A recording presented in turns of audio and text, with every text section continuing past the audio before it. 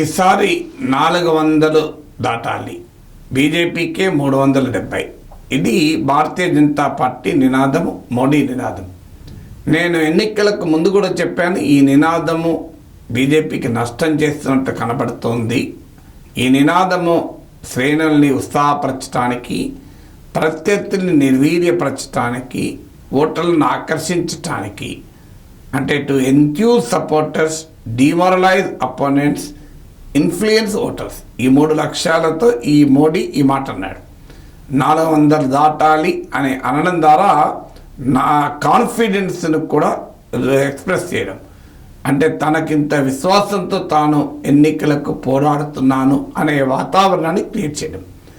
So ఇక్కడ ఒక పొరపాటు జరుగుతుంది, ఎన్నికల ముందే చెప్పాను.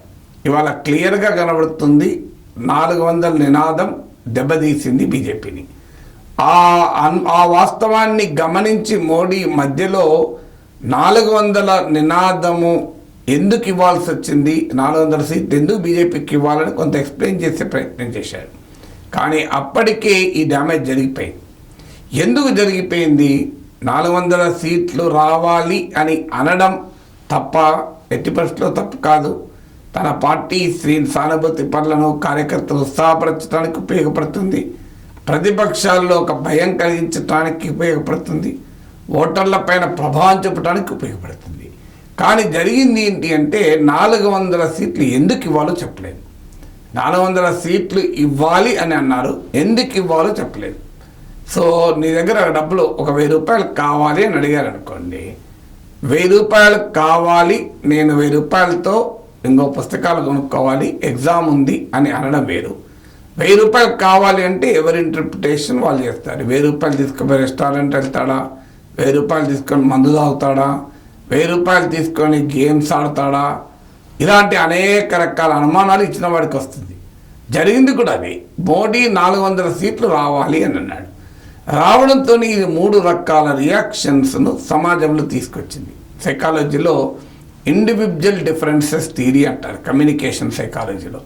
అంటే ఆయా వ్యక్తులు తమ తమ నేపథ్యాల నుంచి ఒకే మెసేజ్కు భిన్న రకాలుగా రియాక్ట్ అవుతారు. అందరూ ఒకే రకంగా రియాక్ట్ కారు. Message may be the same, but audience మీద దాని ప్రభావం డిఫరెంట్గా ఉంటుంది. కారణం ఆయా ఆడియన్స్ యొక్క సామాజిక, ఆర్థిక, రాజకీయ స్థితిగతుల్లో ఉన్న మార్పు. దీన్ని ఇండివిజువల్ డిఫరెన్సెస్ థియరీ అంటారు కమ్యూనికేషన్ సైకాలజీలో. మీకు జరిగింది ఏంటి ఇక్కడ? సో 400 సీట్లు రావాలి, వస్తాయి అని ఎప్పుడైతే మోడీ చెప్పాడో, బీజేపీ కార్యకర్తలు ఇది కాంప్లసెన్సీకి దారితీసింది. అంటే భారతీయ జనతా పార్టీ కార్యకర్తలు, శ్రేణులు, సానుభూతి పరులు, ఓటర్లు ఎలాగూ గెలుస్తాము, 400 సీట్లు దాటుతాయి, మనం ఆ స్థాయిలో కృషి చేయాల్సిన అవసరము లేదు అన్న భావన కలిగింది. మనిషి ఎప్పుడు కూడా మీరు గమనించండి, గ్యారంటీగా అని అనుకున్నప్పుడు పని ఆ ఫెరోసిటీ విత్ విచ్ వర్క్, అంటే ఎంత ఉత్సాహవంతంగా, కసిగా, కిల్లర్ ఇన్స్టింక్ట్తో పనిచేస్తావో చేయవు. మీకు అది మొదటిగా దెబ్బతీసింది. ఎప్పుడు దాంతో పాటు పార్టీ శ్రేణుల్లోనూ, సానుభూతి పరుల్లోనూ, ఓటర్లోనూ స్థానిక ఎంపీల పట్ల, స్థానిక అభ్యర్థుల పట్ల తీవ్రమైన వ్యతిరేకత ఉంది. అంటే అటు సిట్టింగ్ ఎంపీలు కానీ, ఎంపీ కాకపోయినా క్యాండిడేట్ల పైన యాంటీ ఇన్కంబెన్సీ ఉంది.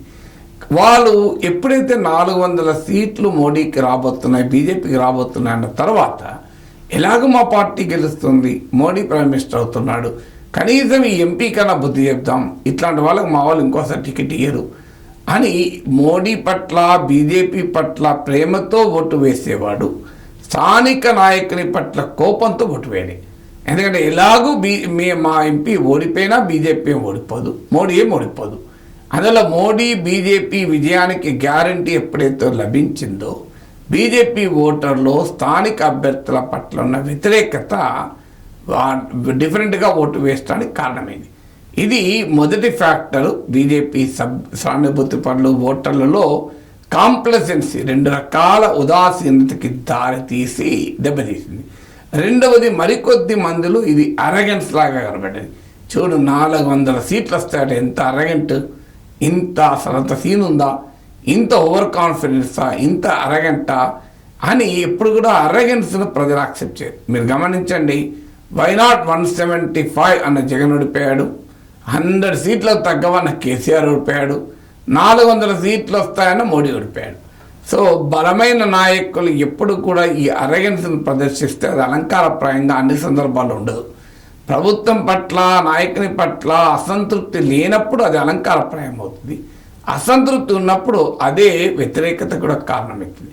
సో అందువల్ల ఈ అహంకారం, ప్రజలు అవినీతినైనా సహిస్తారు కానీ అహంకారాన్ని ఎప్పుడూ సహించరు. సో అదే జరిగింది ఈ రెండో ఫ్యాక్టర్. ఇక మూడో ఫ్యాక్టరు, ఎప్పుడైతే బీజేపీ 400 సీట్లు కావాలి, కానీ ఎందుకు కావాలో చెప్పలేదు, పార్టీ ఎందుకు కావాలో చెప్పలేదు, కానీ పార్టీలో కొంతమంది నాయకులు చెప్పడం మొదలుపెట్టారు. అనంత హెగడే లాంటి వాళ్ళు, మాకు 400 సీట్లు వస్తే రాజ్యాంగాన్ని మారుస్తామని. ఇది ప్రతిపక్షాలకు బలమైన ఆయుధమైంది. అక్రాస్ ద కంట్రీ మీరు ప్రతిపక్షాలకు ఆయుధమైంది 400 సీట్లు ఇస్తే రాజ్యాంగాన్ని మార్చి రిజర్వేషన్లను రద్దు చేస్తారు అని. సో 400 సీట్లు వస్తే ఏం చేస్తారో బీజేపీ చెప్పకపోతే రిజర్వేషన్లు రద్దు చేస్తారన్న విపక్షాల వాదనకు బలం చేకూరింది. దానికి తోడు కాంగ్రెస్ పార్టీ కాస్ట్ జెన్సీ జరుపుతామనడం, రిజర్వేషన్లపైన 50% పరిమితి ఎత్తివేస్తామనడం, మొదలు ఎస్టీ ఓటర్లు బీజేపీకి తక్కువే. 2019 ఎలక్షన్లో కూడా భారతదేశ వ్యాప్తంగా 30% దళిస్తే బీజేపీ కోటేశారు. ఇప్పుడు ఆల్రెడీ ముస్లిం కన్సాలిడేషన్ భయంకరంగా బీజేపీకి వ్యతిరేకంగా జరిగింది. ఇండియా కూటమి అందులో లాభపడింది, బెంగాల్లో మమతా బెనర్జీ లాభపడింది. కానీ ఎప్పుడైతే దళిత్ ఓటు కూడా కన్సాలిడేట్ అయింది ఇండియా కూటమికి. సో బిగ్గెస్ట్ షిఫ్ట్ మీకు దళిత్ ఓటు ఇండియా కూటమికి అనుకూలంగా మారింది. అందువల్ల ఎప్పుడైతే ఒక పర్పస్ లేని కమ్యూనికేషన్ అనేక రకాల అనుమానాలకు, భిన్న వ్యాఖ్యానాలకు, భిన్న భాష్యాలకు దారితీస్తుంది. ఎవరికి తోచిన అర్థం వాడు తీసుకుంటాడు. సో ఈసారి బీజేపీ 400 సీట్లు వస్తుంది, రావాలి అని నినాదం ఇవ్వడం తప్పు కాదు. ఆ నినాదము ఎందుకు 400 రావాలి అని చెప్పకపోవడం తప్పు. ఆ పర్పస్ ప్రజల్ని కన్విన్స్ చేయలేకపోవడం తప్పు.